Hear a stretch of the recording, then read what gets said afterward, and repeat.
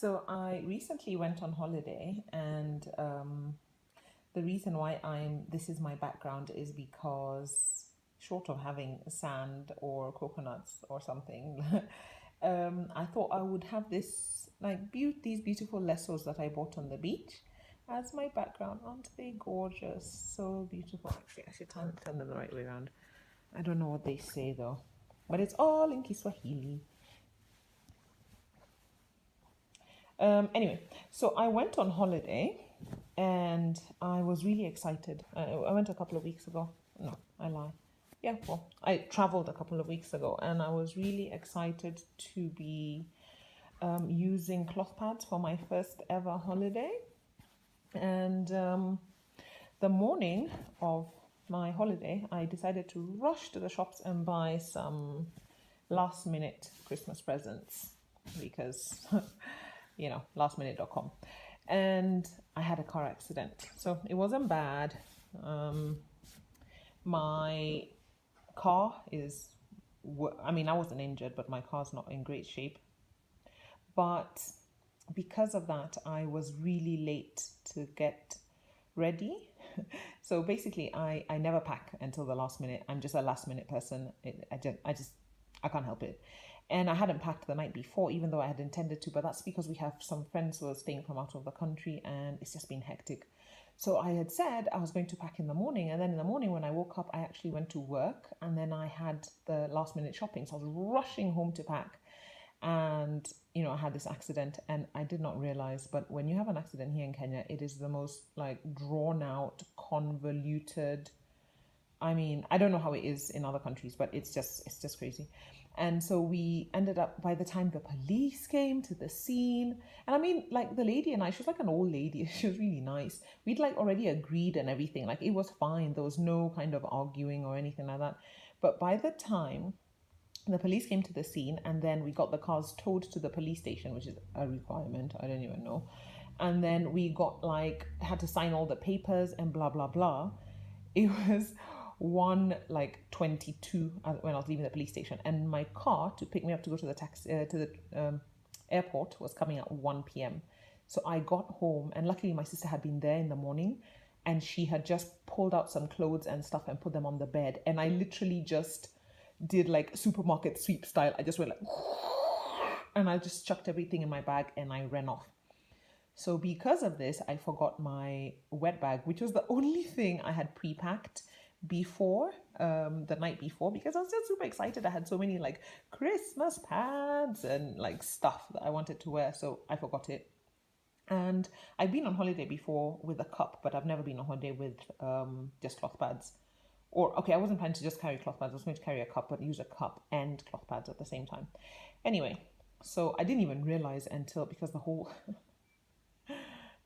thing was just a disaster. I got on the plane and I had my husband's Christmas presents, and I bought him a phone and a watch, and anyway, and then I get on the plane and I we sit down because we rushed in. We literally screeched to a halt, ran out of the car, ran through the terminal. We could hear them announcing boarding. It was crazy. So we finally run onto the plane and we are late. And then we hear, and then I turn around and I was like, where's my bag? The little bag which had all the presents. And I just freak out. I run to the front of the plane. And I was like, you have to stop the plane. I need to get off. Oh my God, that was so dramatic. I'm so embarrassed. The plane that shut the doors, and as I was standing there, I'm watching us starting to move, and I'm just freaking out. I'm like, you don't understand. Anyway, the air hostesses were really calm, and they were like, no, these things happen all the time, and we're going to radio down to the terminal, and they're going to find your suitcase. And I was like, you don't understand. It's got expensive things. And anyway, they managed to kind of calm me down, and they were like, okay, when we get there, we'll have radio them, and if they find it, they're going to keep it aside, and don't worry, things don't get lost. And anyway, of course, when I got back to my seat, everyone on the plane was gawking. So I was just mortified. Anyway, so just before we took off, I then sent like a really panicky message to my husband. I was like, "Oh my God, I've lost the presents." I mean, he didn't even know what he was getting, but I was just super freaked out. I don't even know why I messaged him. And when we landed, I see a message from my husband saying, "You forgot the suitcase in the car." And of course, I'm like, "Oh my God, I can't tell anybody." So I'm going to plant a tree just to make up for this. But I went ahead and I filled in like the form. It wasn't like a claims form or anything. I'm not going to get any money back, but I was like, yes, the description of the suitcase. I know I'm a terrible person, but I was so embarrassed. So anyway, so then we left. It was only when we got home, like that evening when I was unpacking, then I was like, oh crap, I've forgotten my rumps, my menstrual cup, my cloth pads. Like I had carried nothing. So I'm thinking, oh my God, I'm going to have to go and buy disposables. And I just I just wanted to die because I was thinking, I can't use tampons. They're just so uncomfortable and like painful and stuff. So I was like, okay, I'm going to have to buy disposable pads, which I guess I don't really mind. But I was more bothered at the fact that I wasn't going to be able to like swim because my periods were due sort of the last 3 days of the holiday. So I was just gutted. And then over Christmas, my husband gives me like some Christmas presents, which were rumps. And actually, I wasn't expecting them. Like, I knew like there was a possibility that he would buy me some, but I didn't think he had because he'd kind of like done it secretly behind my back with my sister and stuff, and he bought them. So yeah, I was super chuffed. And so I was like, oh, thank God. So he got me a couple of Maluna cups, which I was really happy about. And then I just got like one pad and a couple of liners. But I was like, you know what? I'll use the cups and that's all I need.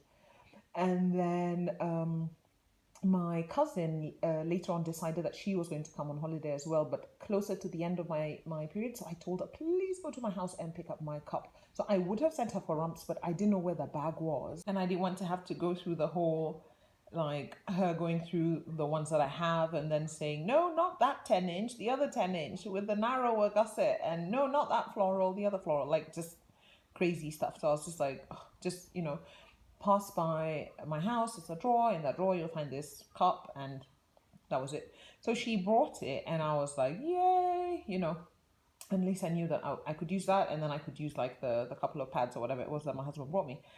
So then I mean, my period anyway, it only turned up the day before I left, and we didn't even end up swimming on that day because we'd gone out and about and we were like, doing touristy stuff and stuff like that. So I don't think, did we get in the pool? I don't think so. So I didn't even need the cup or whatever. I could have done with just the pads. But then, when I was there on holiday, I started thinking, actually, I'm not sure the whole pads thing would have worked for me. Just because, for one, it was crazy hot and humid also. And I wasn't sure whether dry storing was going to be such a good idea. Like, I was worried. I've seen a couple of posts where people have found maggots in their pads. And actually, I've never dry stored because it would only have been my second cycle using cloth pads, and the first time I was doing the kind of wash and wear thing. So there was that. And then I was also worried about the washing and the staining more specifically because I hadn't carried anything and I wasn't sure if the shops were going to have any of like the usual stuff like oxy bleach or hydrogen peroxide. So I was like, I was probably just going to have to hand wash it with like a normal like hand washing soap because anyway, there's no machine there, so we normally just hand wash the clothes anyway. We get the clothes hand washed, so I'd have been hand washing it, and then I was worried about staining, and I didn't have a wet bag, although that was the least of my worries because I could just have used, I don't know, I could have just made do. But and then also more than that was that I wasn't sure if I would have the time or the like facilities to, if I needed to soak them, if I needed to do all of those things, because you know what it's like when you're on holiday. You're like at the pool, and then straight from the pool you're like off to, I don't know, the beach bar, or like, I don't know, like I just thought I wasn't going to be able to, and I just didn't really want to be dealing with it. So I don't know, maybe it's just me. I've never been on holiday with them, and I'm hoping that it does change because I really love them and I want them to be like a full part of my life.